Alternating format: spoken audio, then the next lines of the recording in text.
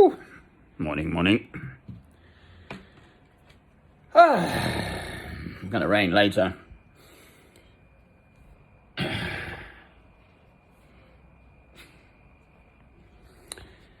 So, this is the passage, the sins of the fathers. Original sin and all that stuff.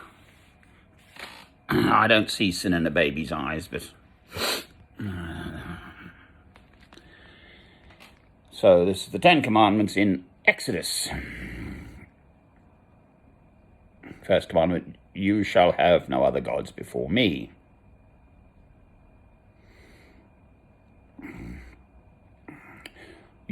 This is the second commandment, you shall not make for yourself an idol in the form of anything in heaven above, or on the earth beneath, or in the waters below. You shall not bow down to them or worship them, for I, the Lord your God, am a jealous God, punishing the children for the sin of the fathers to the third and fourth generation of those who hate me, but showing love to 1,000 generations of those who love me and keep my commandments. So you only get punished.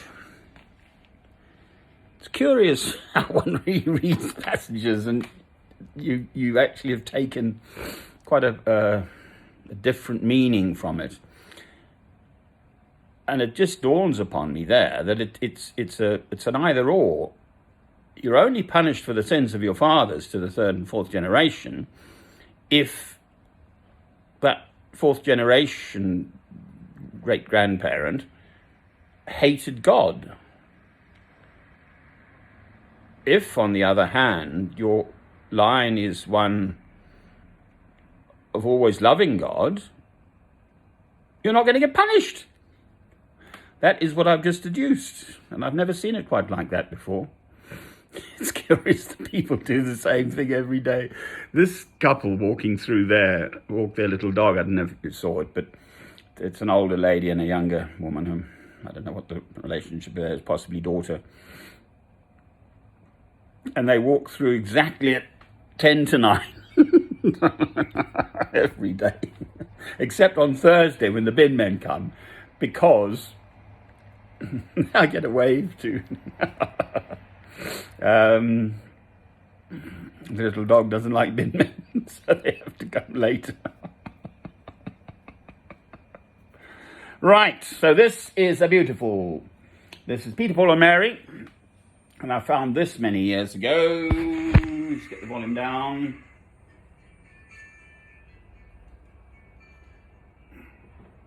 As well, specifically in Holland, when I was living there, some 15, 18 years ago or something.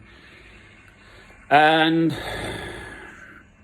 the image at every bus stop was of a soldier in military uniform, sort of Second World War looking, with a rifle, and a little girl comes up and pops a flower in the barrel of his rifle.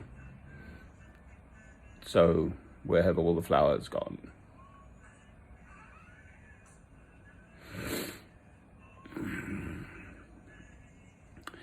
For whatever reason, this is in my spirit at the moment.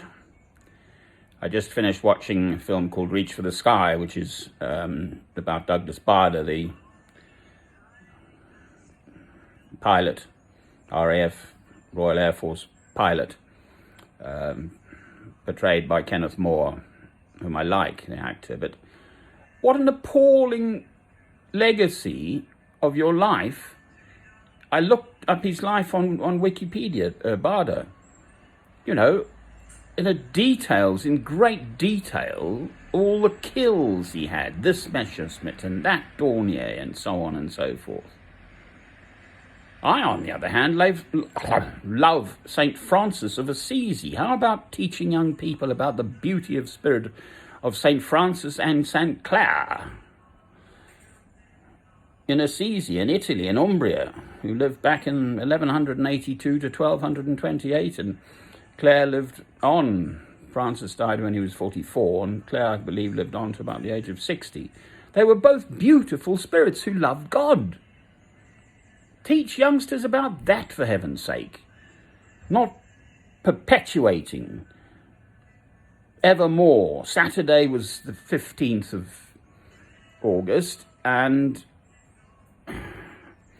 commemorating whatever the 75th anniversary of the ending of the war out in the Far East, because we dropped the bombs on Hiroshima and Nagasaki, we America, the Enola Gay, etc. But on August the 6th, which I believe is also Transfiguration Day in the church calendar, it's when Christ, the apostles saw Christ with Elijah and Moses.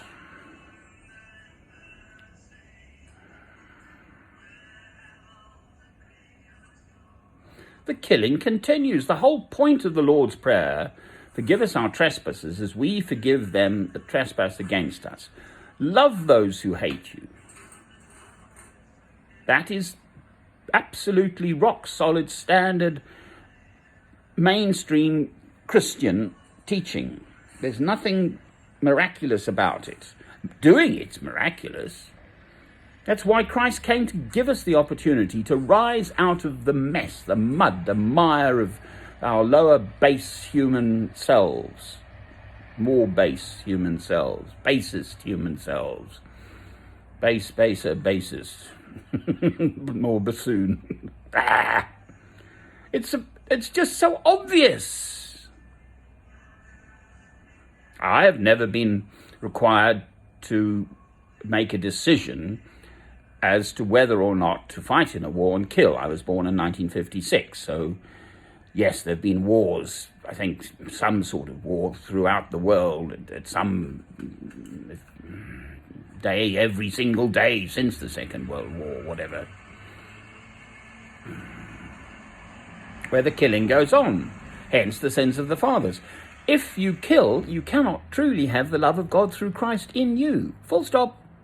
I spoke here to the former Archbishop of the Church of England, Robert Runcie, in my kilt, in the Cathedral Abbey Church of St Albans, in about 1995 or 6, right there in the centre of the cathedral.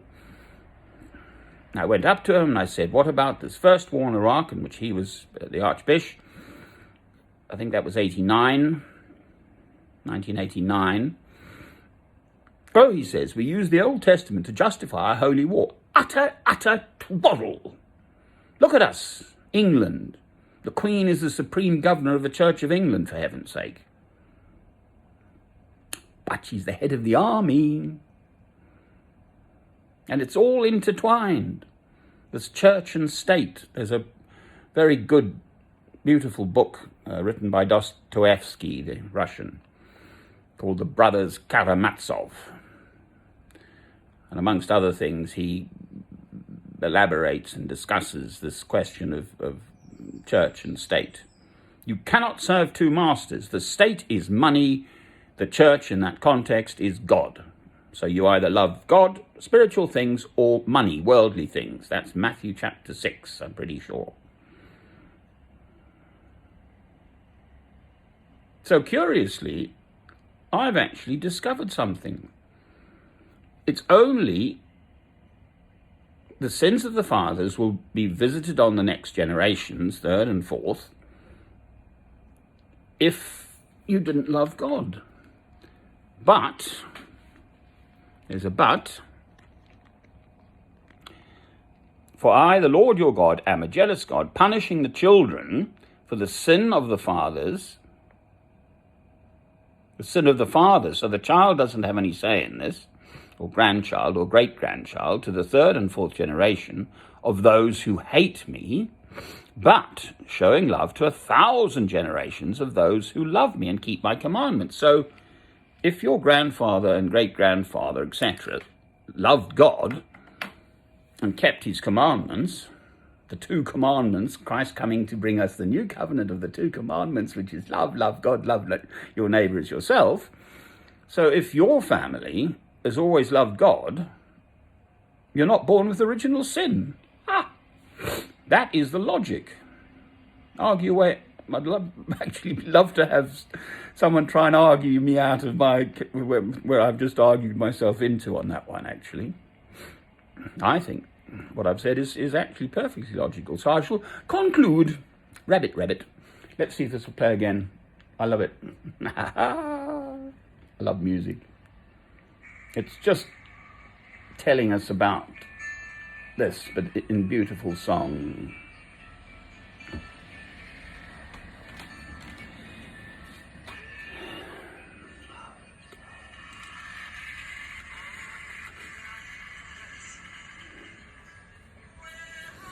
This is one of the last days I'll be here at this place. So haven't I been blessed by being given this place where I've been for well over 9 months, almost 10 now. So I knew these trees in the winter, obviously. Came in October of last year, and they were bare old winter bones and so on. Whereas now I just have this wall of green, and Robinie's been in. He says he has this little squeak, goes before he starts singing, or she for that matter. I think male and female robins actually are very difficult to distinguish. They're both little red-breasted things. I think I'm right in that. I don't think they have easily distinguishable features. And there's just the one. The parents have bogged off. There used to be 2 robins, so it must have been male and female. That's how you know, because robins are little brutes, actually. So all through the winter, they'd absolutely come into the kitchen here and leave little messages. I want to be happy.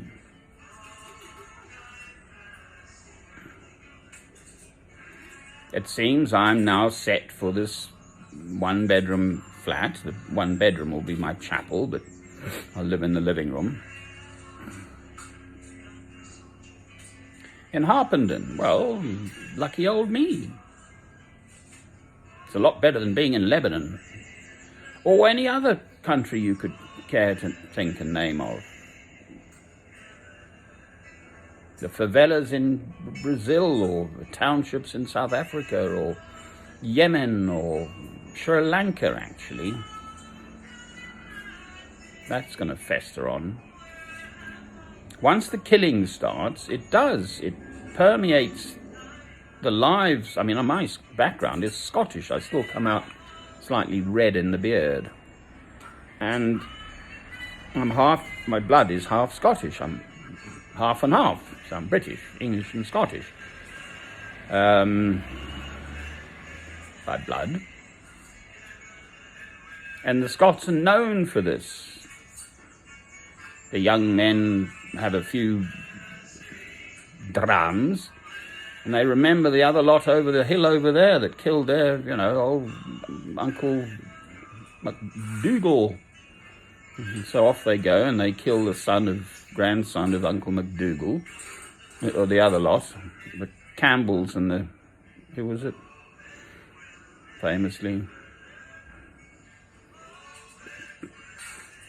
And then once that one's killed, then the same thing happens again, and on it goes. God says, vengeance is mine, saith the Lord. So let God take his revenge or his vengeance in his way. It is not for us human beings. I have strong feelings, absolutely no question or shadow of a doubt about it, and I do display them still.